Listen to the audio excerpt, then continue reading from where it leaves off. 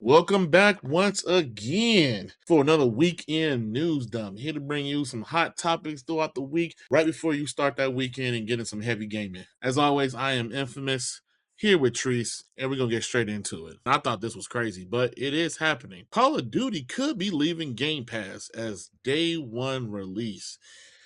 Look here, I know Xbox fans are really tired of taking L's and just want to win. But look here, Call of Duty should not have been put into Game Pass. It has been reported upwards of $400 million is being left on the table by putting Call of Duty into Game Pass. And Microsoft has just said, you know what?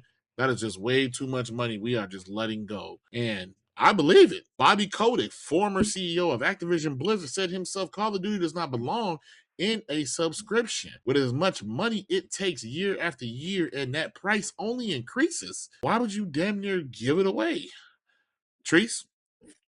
Yeah, I remember the guy that was over Call of Duty during the whole before it was purchased by Microsoft. He made a very blatant and bold statement saying, "Bro, if you put this on Game Pass day one, day and date, you're a fool. You're an idiot." Like I remember that him coming out saying that, and they still put it on there. And we all know the landscape of gaming right now. A lot of things is changing because the money's getting tight. So, yeah, it makes sense why they're looking like, yo, Call of Duty. In this last iteration of Call of Duty that came out this year did not perform well. It definitely did not meet expectations. So, as Microsoft is looking at the books saying, Xbox, you better get this shit together, it only makes sense for them to reevaluate day one on Game Pass. Now they might damage Game Pass, hey, but at the end of the day, this product needs to perform because they spent how many billion on this studio, so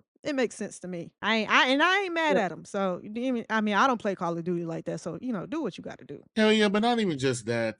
Call of Duty has a subsidiary, Warzone, which is free to play. So why would you expect anybody to cough up $70 every year? And then that's just free all year. So take it out, reevaluate it, make it better. Next up, we got some truly alarming news. Epic is reportedly working on a Disney extraction shooter. After Disney invested $1.5 billion into the company, this comes out after Epic has mass layouts of 1,000 plus employees and tell players they need to help pay the bills. Are you crazy? But not only just that, Disney characters and an extraction shooter with the market crowded as it is. And you really think you're going to usurp Arc Raiders? I don't know what they huffing. Treats, what you got? Hey, it's so crazy because everybody, I get the extraction shooters is like the latest like phenomenon that was live service games. Everybody needed one, and a lot of people end up wasting a lot of money on. So, I mean, I guess I understand because eh, Disney and Epic already got an agreement for Fortnite, so I can kind of understand it. But at the end of the day, you like making an extraction shooter, that's a lot of risk associated with it. Cause look at Marathon. It is not really panning out money wise. So I remember being younger. A lot of people were trying to get into gaming because it was quote unquote supposed to be recession proof. Baby, gaming is not recession proof, and we're seeing the evidence of that. We have $1,000 PS5 Pro on the market. Get out of here. So I mean, obviously, this is not for me because I won't ever be playing it. But good luck to them. Hey, maybe it'll turn out better than what I'm envisioning, but I don't really have the biggest hopes or expectation of this agreement, and I think this is going to cost both companies a lot of money. Yeah, but not even that. You have multiplayer shooters, you have multiplayer games, live service games falling by the truckload. And you all just Yeah, keep saying, hey, we're going to keep throwing millions of dollars at this. Sooner or yeah, later, they'll just listen to us. It ain't happening. But you know yeah. what? Hey, I'd love to see a giant fall So keep falling, keep blowing your money. Hey, and You know, even keep Arc numbers are faltering 6, 7 months later after launch. So even the staple of what's supposed to be good, it's still faltering. They're live service games are struggling in 2026 because people ain't people penny pinching. We ain't paying no money on no live service game. they'll get it together. Next No, they up, won't. now this caught me off guard. It's reported that there's an R-rated Bloodborne animated movie in the works from Sony and Jacksepticeye. I'm a little surprised, but I'm not surprised. With recent success of certain gaming properties, i.e., the Mario movie, and Sony does have Sony Pictures, they have been optioning a lot of their gaming IPs into whether it be shows and or movies. And with Bloodborne being such a beloved franchise, if you want to call it that, it's only one series, and they refuse to give the people what they want, a remake, remaster, patch, hell, something. They're just like, hey, you didn't ask for it, but we're gonna give it to you. And I'm all for it. Bloodborne was dark, gothy. It is looked as Miyazaki's magnum opus. It took the Souls combat from the clunky, slow aesthetic to more aggressive attack approach, more fast paced, more methodic, and I loved it. It was my first Souls game, so hey, if it can be pulled off and they did something that I love, it's not live action, people. They're learning. They're learning. Trees, what you got? Yeah, listen, we're in like this renaissance. I know Nintendo has made it real flashy looking like, oh yeah, all our IPs do well and do $1 billion in the movie theater. You know, I mean, Detective Pikachu, the Mario Galaxy movie. Now they doing some Link, Zelda things and all this other stuff. Listen, we cannot forget in the early 2000s that people looked down on these game-like franchises being turned into movies. Like, I remember that Assassin's Creed movie. Trash. It was Never some other saw it. ones. So, they can either be hits or they can be complete failures, and it's really interesting that this is the news because I remember not so many weeks ago that, they talked about how there was pitches and stuff like that, and Sony or From Software, whoever wants to take the L in responsibility was like, "Nope, we didn't green light it." For what a X or Y reason. I'm sure Bloodborne fans are really like, "We don't want no fucking movie. We want a remaster or a sequel or something, not a movie." So good luck. Good luck. But it could be a complete failure. Let's not act like every game movie is gonna do $1 billion. Nintendo is making that real thinking that's normal. That's not normal. It really isn't. Nintendo has a certain Nostalgia hold on pool. its fans that just no one else has. So take Mhm. that with a grain of salt. And I do like how you pose that. Good luck.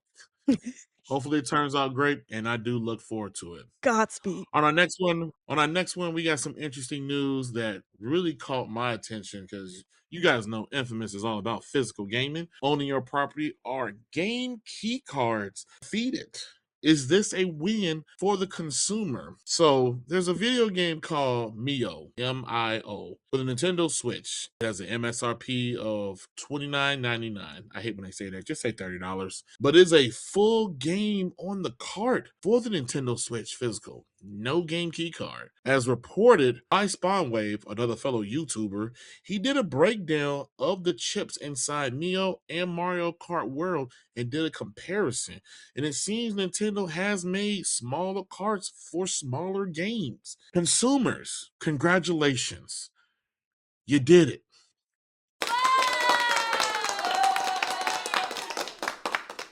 Look, you wanted sound Now, you may effects. take this as a small win, hey, but a win is a win. Consumers put their foot down. A lot of people said, hey, we're not collecting for the Switch 2 as we did the Switch 1 because it's not real physical and I'm not buying it. Now, there are some exceptions, but hey, this is progress and progress is good. Trace, how you feeling about this? Would this Listen. get you maybe a little on down the line to probably get a Switch 2 eventually? Whoa. Whoa. Let's calm down, buddy.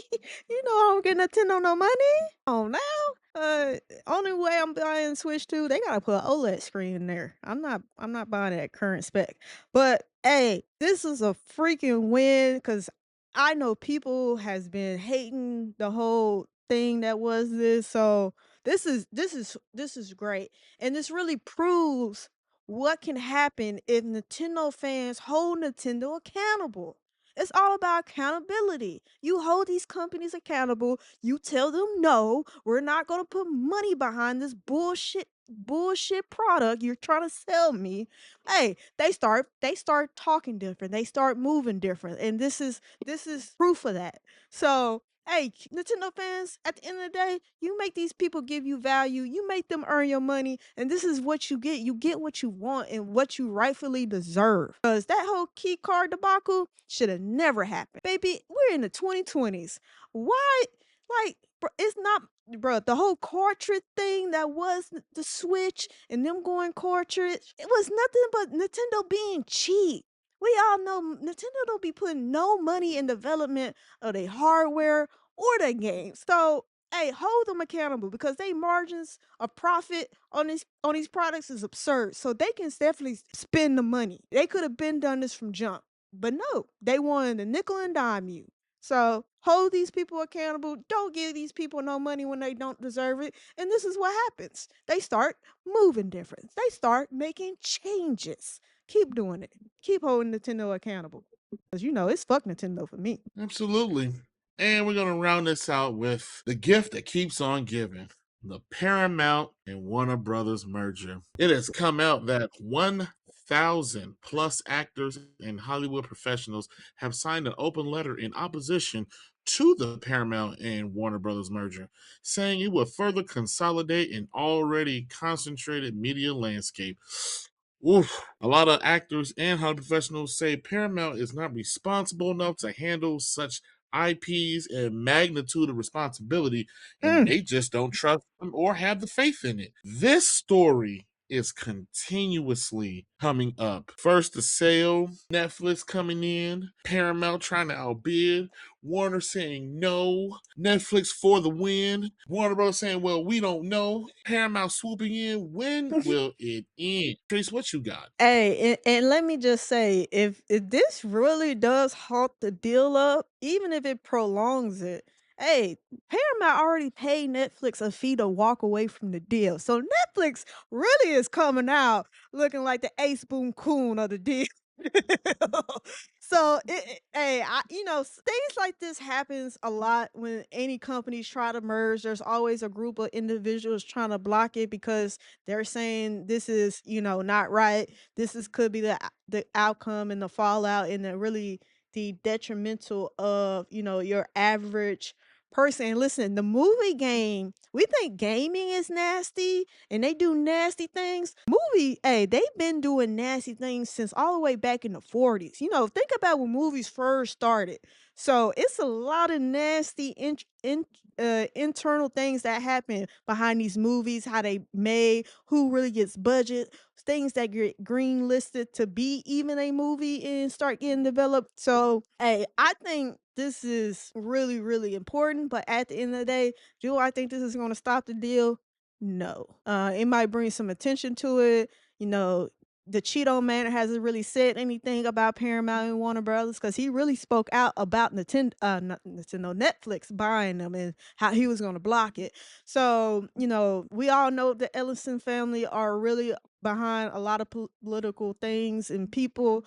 So at the end of the day, I don't think it's really going to halt the deal, honestly, unfortunately. And some people are really going to be affected. And, actors, writers, whatever the case may be. It's really unfortunate, but this is the nasty game that is business in America.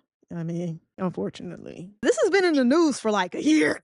This story just keeps every week. You think it's wrapped up? Nah, it'd be like it's like it's hitting you with that on the next time of Dragon Ball Z. This shit won't go away. Yeah, at this point, I'm just tired of hearing about it. Sell or don't sell, damn it. But just wrap this shit up. But before we go, I got some quick honorable mentions.